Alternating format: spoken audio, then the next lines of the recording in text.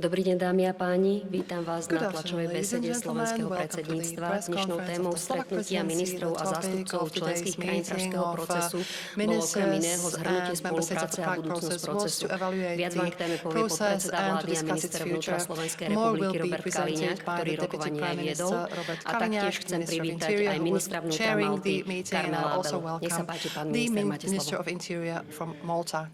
Ďakujem pekne, vážené dámy a páni. Ladies and gentlemen, Pražský proces the Prague je process združenie štátov is tak a grouping of Európskej únie, countries, ako aj member states of the štátov Západného EU, Balkánu, countries of the krajín Western bývalého Balkans, Sovietskeho countries of zväzu, the former Soviet vrátane Ruska, Union, including ktorý Russia, vznikol ešte počas českého that was predsedníctva. initiated under the treba povedať, Czech že presidency. And v roku 2009 nikto in nepredpokladal, 2009, že nobody práve really migrácia bude témou expected číslo that 1 migration aj will be the na number one poslednom samite, topic ktorý sa at odohral v the Bratislave. A bol to taký vizionársky most projekt, recent summit ktorý mal that took slúžiť place in predovšetkým na Bratislava, výmenu and skúseností it z was migrácie, rather nielen a nelegálnej, visionary všeobecnej project that was migrácie. supposed to serve A for an postupne sa exchange of transformoval information on týmito all obdobiami areas, cez not druhú only migration, konferenciu but then it v Poznaní evolved v Poľsku through the počas second poľského conference in predsedníctva až Poznan po during the konferenciu, Polish ktorá sa presidency, odohrala teraz v through to Bratislave. our conference here Je in naozaj Bratislava. príznačné, že It is quite po 5 symptomatic rokoch that opätovne after 5 diskutujeme o years we ďalšom are again discussing napredovaní tejto further spolupráce. Asi continuation jedný z in this najširších, v podstate cooperation. 40, takmer 50 krajín It's almost sa 50 dnešnej countries konferencii zúčastnilo. which A attend treba today's povedať, že conference. je to rozhodujúce vymenenie it's, skúseností, ako vylepšiť A very important práve exchange of migračný information in problém, order to ktorý je čím improve ďalej the solution naliehavejší. to the migration Je treba issue, povedať, which že is práve vzájomnou ever spoluprácou more sa nám pressing. podarilo nielen medzi členskými, ale aj In our nečlenskými cooperation štátmi we were able zvrátiť to ten zlý vývoj, ktorý bol práve na balkánskej redress ceste. the Či negative už to bolo cestou uzavretia hraníc development we had on the v rámci Western Balkan Macedónska, route, našej pomoci be it by Macedónsku, closing the ale aj dohodou medzi border, Európskou providing help to úniou a Macedonia, but also Tureckom. there was the Ja agreement som veľmi between rád, že European dnes Union and so mnou Turkey, and aj I'm very happy Karmel that Abela ako malcký together with minister, me is pretože od Carmelo januára bude Abela, preberať the predsedníctvo Minister a of táto Interior from téma bude Malta, who will be taking over the presidency in January next year. And Malta is a country often veľmi zasahovaná hit migračnými severely by migration flows, so they have a very extensive experience with also with illegal migration. And it is important that we agreed on a joint declaration, counting with an action plan for the years up to 2021. Many projects have already been implemented in the past. Many projects were successful, and in cooperation with the countries from Central Asia, it is important to map the migration routes. Migrants who end up in Western Europe, in the European Union states, and come from Afghanistan, Pakistan, or Central Asian countries, they transit the countries which attended today's conference as member states of the Prague process. And through improving this cooperation, will help, when improving this cooperation, we'll be able to address this issue more efficiently. And we'll be able to deal with the problem where it arises, so we'll be dealing with the root causes, not with the consequences. We'll be dealing with the countries of origin. And the second issue is successful returns, which is quite a thorny issue, despite the fact that Europe has succeeded this year to multiply the number of voluntary returns this year, but still the number is very low. We have a network of migration experts. We have a platform for discussion between experts. The Czech Republic suggested the creation of a training center for the experts on migration to proceed jointly when fighting migration. And also we have exchanging experience in guarding the borders and setting parameters that are critical. Also, on the margins, we discussed with the Serbian minister, and I signed with him an agreement on cooperation and on seconding further 15 police officers from the Slovak Police Corps to Serbia to help them protect their borders, and the Police Corps will soon carry out this task. And also I discussed with my Ukrainian colleague, we discussed the issue of a visa liberalization for Ukraine, and also we discussed the cooperation in readmission. The readmission agreement with Ukraine is an example for other agreements to be followed between member states of the EU and other states. So that's a brief summary from my part, and now I give the floor to my colleague, Kamala, for his remarks. Thank you very much, dear Robert. I apologize for not speaking Slovak, but I'm still learning the language. I think this is a very important conference, also because the title of this conference is Addressing Challenges Together. And I think the two words, the crucial words, are challenges, because we have to acknowledge that migration is a challenge. It's a challenge for not only the European Union or Europe, it's a challenge for all the nations in the world, both those who are involved directly with migration and also those countries from where migrants are leaving. And the second word is together. And I think that this should be the way forward, by tackling the issue of migration together. And definitely there is a vast issue in tackling this phenomena. I think there are, as Robert rightly pointed out, there is no one action that needs to be done. There are a multitude of actions that need to take place, and we need to concentrate on all actions, which by this I mean that we have the internal aspect of migration, how we deal internally within the European Union with migration, but there is also the external factors of migration. I think that we have to combine these two together and tackle, for example, the root causes of migration. We have to help also those countries that migrants are leaving, to prevent from more migrants leaving their respective countries.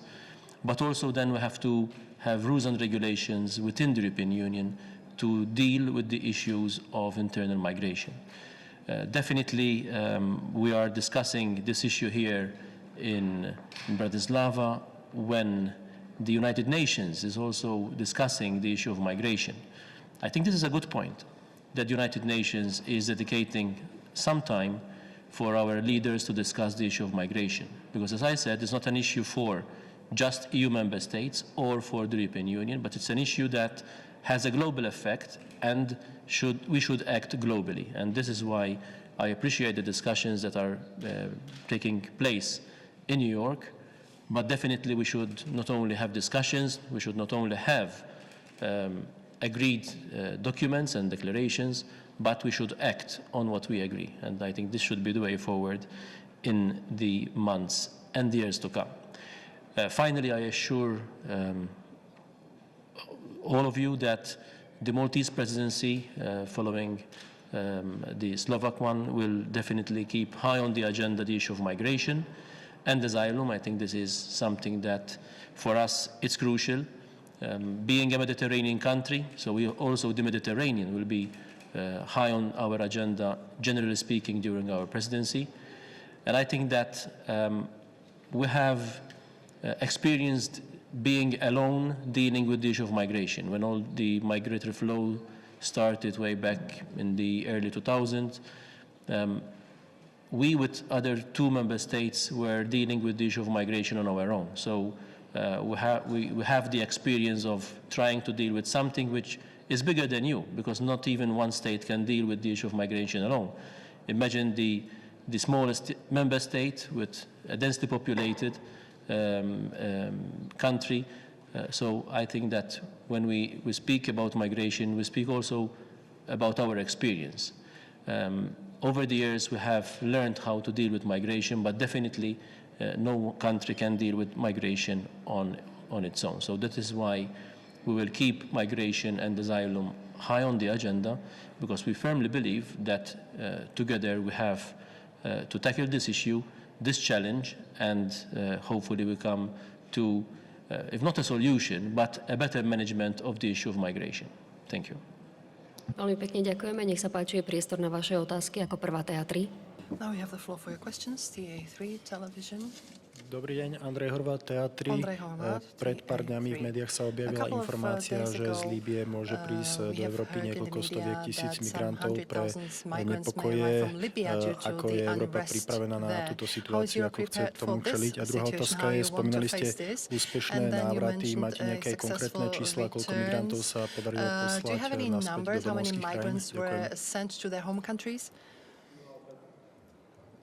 Ďakujem. Druhá otázka je The najlepšie second cieľená pre question samotný Frontex, is ktorý je v tejto question to be oblasti asked to najaktívnejší. Frontex, which Nechcem vás is most zavádzať, active in ale v this area. I porovnaní don't want to s niekoľkými mislead you, but I desiatkami think in v comparison roku with the minulého, several bolo dozens tento rok last už year, niekoľko stoviek, this year mám we pocit, že had takmer several 2000 hundreds. I think it's almost úspešných 2,000 návratov, čo je stále successful malé returns, which číslo of course oproti is a very, very low celkovému number číslu, ale stále je to compared with nejaký the posun overall dopredu, to je veľmi number, but rozhodujúce. it's still A čo je dôležité, some že progress. už sa That's important. dostávame aj And k it's also núteným important návratom, that čo we are predtým bolo also proceeding with prakticky forced skoro returns, nemožné which vôbec was realizovať. almost impossible in the past. Tej predchádzajúcej And otázke, first question, stredozemská cesta, the Mediterranean stredomorská cesta route je presne tou, ktorá is tú exactly situáciu tento rok drží na tej istej úrovni ako minulý rok. the reason Čiže why nie je the tam situation is situácia at the lepšia, same preto level iniciatíva, ktorá vyšla v as súvislosti last s year. niektorými migračnými The kompaktami, situation has presne tá, not ktorý mala dávať changed odpovede. Toto riziko, o despite ktorom the hovoríte, migration je tu compacts, vlastne and the nepretržité. risk Nejde that len you o mentioned aktuálne is here nepokoje all the time. a It's o not the current samotné- unrest, but samotných obyvateľov Líbye, the ale very, samozrejme najmä well, krajín it's not only the subsaharskej population of Afriky. Libya, but it's the countries of A tu sub-Saharan tá Africa. intenzívna spolupráca And the s krajinami intensive Severnej cooperation with Afriky the je countries vlastne of absolútne Northern na prvom America mieste. A is stabilizácia samozrejme aj situácie v Líbii. Takže to už sú len Africa is trošku priority. politické And, otázky nad rámec ministrov vnútra. that's Pre nás perhaps je beyond the competence of rozhodujúce, aby sme ministers of začiatkom Interior. For októbra us, it úspešne is spustili important to launch the prvú first operation at the beginning of Európskej October, pohraničnej a the pobrežnej first stráže. operation V of tomto European prípade Border by to and malo Coast začínať Guards, v and it Bulharsku, should be ale launched in pripraviť Bulgaria. aj adekvátne But also we need to plány a prepare operácie adequate pre plans and Stredozemné more, operations for the pretože túto Mediterranean situáciu area, momentálne because vnímame ako at the time najpálčivejšiu. being, this seems to be the most Taliansko to pressing issue, samozrejme nemôže úplne and zvládať Italy obviously cannot osamotené. handle Takže it tu je ten alone.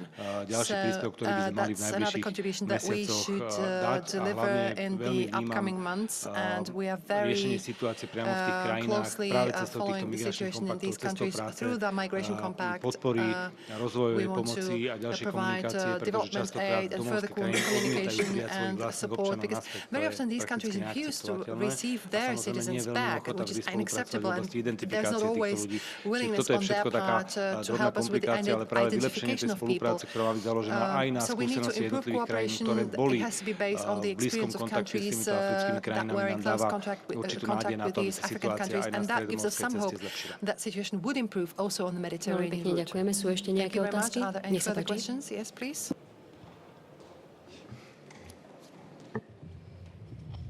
Ďakujem pekne, CV Aktuality.sk. Pán minister Kalinak, ja by som sa vás chcel spýtať, minulý týždeň bol zverejnený rozpočet pre Úniu a pre projekty Únie na rok 2017. Tam sa píše, alebo teda počíta s tým, že sa navýšia peniaze pre riešenie otázky migrácie súhrne okolo 7,4 miliardy eur. Agentúra EUTS potom vydala článok, kde sa píše, že by sa tieto peniaze mali dotknúť práve štrukturálnych fondov, ktoré krajiny poberajú na svoj rozvoj. Tá otázka je, že či skutočne Slovensko príde o peniaze zo štrukturálnych fondov a časť týchto peniazí bude presunutá na riešenie migrácie, alebo to nie je pravda. A druhá otázka je potom, včera pán zástupca riaditeľa Frontexu v Bratislave hovoril, že sa na základe dohody medzi Tureckom a Európskou úniou podarilo vrátiť len 500 ľudí. Od začiatku vlastne fungovania tejto dohody. Kde to zlyháva? Zlyháva to na strane Turecka alebo Únie? Ďalšie otázky, ako mám pripravené odpovede. Ale k tej prvej otázke, ja som s ňou bol konfrontovaný včera prvýkrát, takže naozaj neviem vám na ňu odpovedať. Nie sme finančministri a teda nemám túto informáciu k dispozícii. Je to idea na zváženie, áno, niekedy dochádza k úplnému vyčerpaniu eurofondov a je to zaujímavé. Akurát si tak trochu právnicky myslím, že existuje nejaká vestová partnerská dohoda, tuším, a ktorá vlastne je určitou zmluvou medzi Európskou komisiou a danými krajinami, ktoré stanovuje rámec aj priestor, v ktorom sa majú fondy investovať a bez toho, aby došlo k zmenám týchto partnerských dohod, to asi urobiť nie je možné len zmenou rozpočtu. Čiže neviem, či to je takéto jednoduché, ale je to samozrejme téma, o ktorej sa dá diskutovať, ale priznám sa, že nemám túto informáciu, takže buď som nedobre informovaný, alebo to tak jednoducho nie je. Takže skúsime tú informáciu získať podrobne, ale nemám tieto informácie, ktoré súviseli s tým, že teraz dôjde k nejakému zníženiu zdrojov na eurofondy pre jednotlivé krajiny výmenou za to, že tieto zdroje sa použijú na smerom k riešeniu migračnej krízy. Túto informáciu vám neviem potvrdiť. A čo sa týka tej druhej otázky, Je to podobný systém a problém je podobný ako v prípade bežnej relokačnej schémy známej ktorí boli schválení, keď Slovensko hlasovalo proti. Jednoducho to je schéma, ktorá nefunguje ideálne. To ale, čo je dôležité na dohode medzi Tureckom a Európskou úniou, je to, že vlastne funguje tá časť, ktorá hovorí o zamedzení migračného toku. O tom svedčí vlastne, že balkánska cesta v podstate je naozaj dramaticky nižšia, ako bola minulý rok a dokonca je nižšia, ako bola v roku 2014.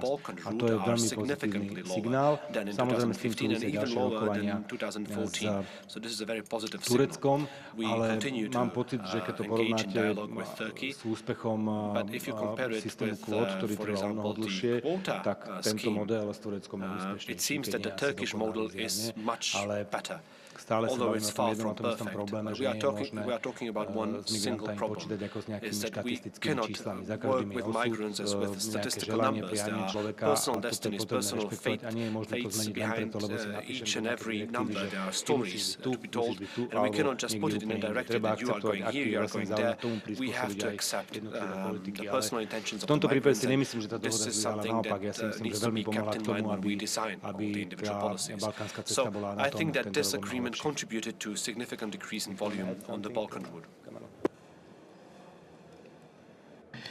Well, I think it's a fact that the relocation mechanism that we agreed some months ago is not functioning as it was expected. We still have low numbers when it comes to relocation. I think member states need to keep their commitments. Maybe in the beginning there were the initial teething problems that to have this relocation mechanism function.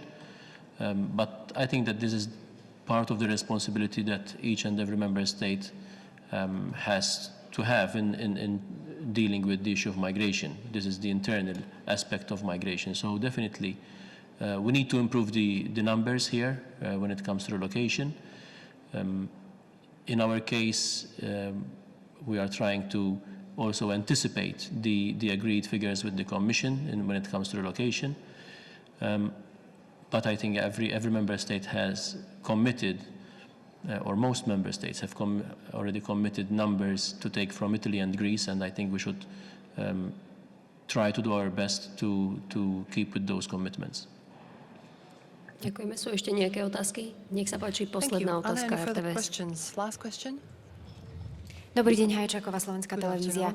Chcem sa spýtať ešte pána ministra konkrétnejšie k tomu Srbsku, odkiaľ vlastne vyšla tá iniciatíva a kedy tam budú tí naši policajti pôsobiť, odkedy, ako dlho a tak ďalej, nejaké bližšie informácie k tomu. A chcem sa ešte opýtať,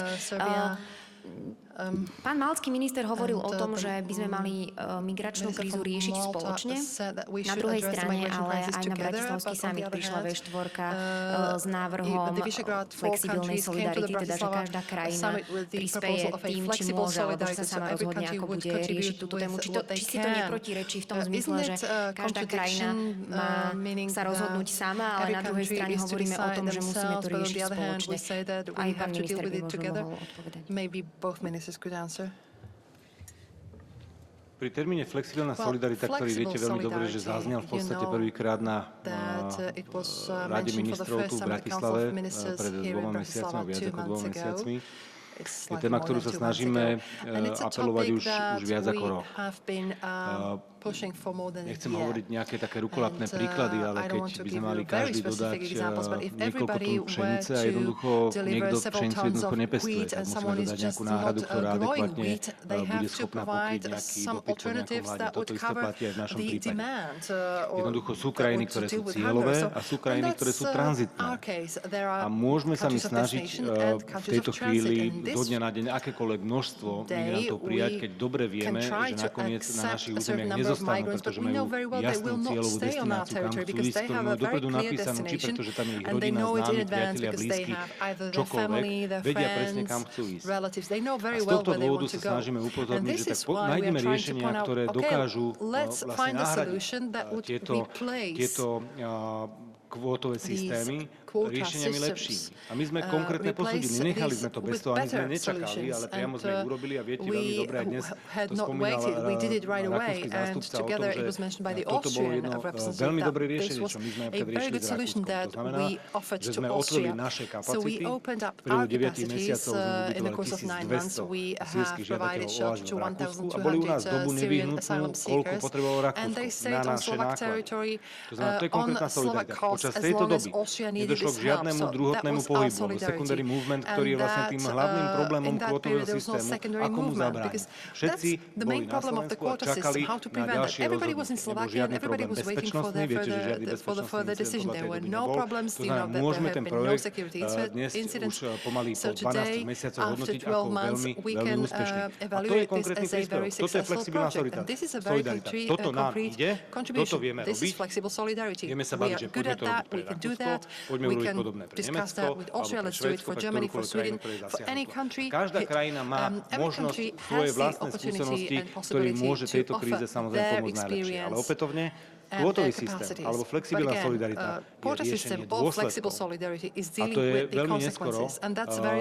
Proste je dôležité, aby sme riešili príčiny. A v tom vidím veľký význam migračných kompaktov a nových iniciatív, ktoré sa v tejto chvíli príjmajú, aby sme dokázali intenzívnejšie pracovať s krajinami pôvodu a vtedy môžeme byť úspešní, pretože zníženie migračného toku je to rozhodujúce, lebo ako náhle klesne migračný tok, umožní to jednotlivým členským krajinám, aby sa sústredili na pomoc tým, ktorí to naozaj potrebujú. Pri takomto nekontrolovanom migračnom toku sa dostáva pomoc tým, ktorí ju nemajú dostať, a naopak tí, ktorí potrebujú, tým sa tá pomoc nedostáva. Toto je ten hlavný problém, ktorý ja vnímam v nekontrolovanej nelegálnej migrácii, ktorá bola predovšetkým minulý rok a momentálne nás trápi otázka Stredomoria. Verím, že som odpovedal na vaše otázky. Ešte čo? Aha, pardon, ešte doplním policajti. Dnes sme podpísali dohodu, hovorili sme s pánom ministrom ešte na tému vybavenia a presného mandátu, takže toto ešte presne upresníme. Pôjdu podľa rozhodnutia aj kolegov na časti územia, ktoré sú konfrontované s migráciou, predovšetkým aj v oblasti hraníc s Bulharskom, alebo teda v Macedónsku, aby boli, by som povedal, takouto pomocnou silou. Presne zadefinujeme mandát, ktorý sa budú plniť a hlavne dnes sme rozoberali, aký druh výbavy by bol pre nich najvhodnejší, takže toto bude teraz v rokovaní. Mali by nastupovať do svojej služby v prvej polovičke októbra, to znamená do toho 15. októbra mali byť určite vás budeme informovať presnejšie. Rovnako tak podobnú misiu chceme aj do Bulharska, tam už by to bolo pod ekipou Frontexu. Within Mám Frontex plánovanú will be seconding officers to Bulgaria, and I have planned a trip to Bulgaria. I think the first Frontex mission in Bulgaria should be launched on the 6th of October, and before that we want to settle the details also of the participation of Slovak police officers in these operations. Thank you. I think if we go back just a couple of months ago, less than 2 years ago, the issue of migration was not on the agenda of the European Union. I remember that my country and 2-3 member states, we used to struggle to have the issue of migration debated in the European Union. So if we go back just maybe a year and a half or 2 years ago, until 2 years ago, migration was not on the agenda. Today, I think it's being debated almost everywhere, and so let's start from the progress that we made. Is it enough? We have to work more, of course, and we have to find ways and means how we deal with the issue of migration together, as I said in the beginning. We have to acknowledge that there might be different views of how to tackle migration, but I don't recall that someone is objecting that we should tackle migration together as EU member states. So while we know that there are a number of legislative proposals put forward by the Commission when it comes to the asylum package especially, we need to discuss the proposals, we need to debate these proposals with the hope that in the end we can agree on a way forward that is suitable for all member states. But the issue is that we have to acknowledge that some progress has been made when it comes to tackle migration. It is being debated, it is on the agenda, but of course we need to work more and implement those agreements that we have in place. Let me give an example about the meeting that we had in Malta in November of last year, the Valletta Summit. It was a summit between EU member states and African countries. I think it was a remarkable summit. I mean, to bring all leaders together, discuss exclusively the issue of migration. We emerged out of that meeting with a number of action plans, agreed declaration, and I think that we have to be brave enough and quick enough to implement the agreed action plan. So when we meet in summits, and we had that opportunity last year with our African partners, we need to, of course, not only participate in the debates, but also to implement the agreed action plan. So I think that we have already plans what to do when it comes to the implementation, because the issue of migration has to be dealt with not just internally within the EU, but also there are the external factors, the root causes of migration, and working with our African partners in particular. So I think that we have to acknowledge, to conclude, that we made progress, but still, of course, we have to acknowledge as well that there is much room for improvement. Veľmi pekne ďakujeme. Pre ďalší pracovný program musíme už konferenciu ukončiť, takže ďakujeme vám za pozornosť. Pekný deň.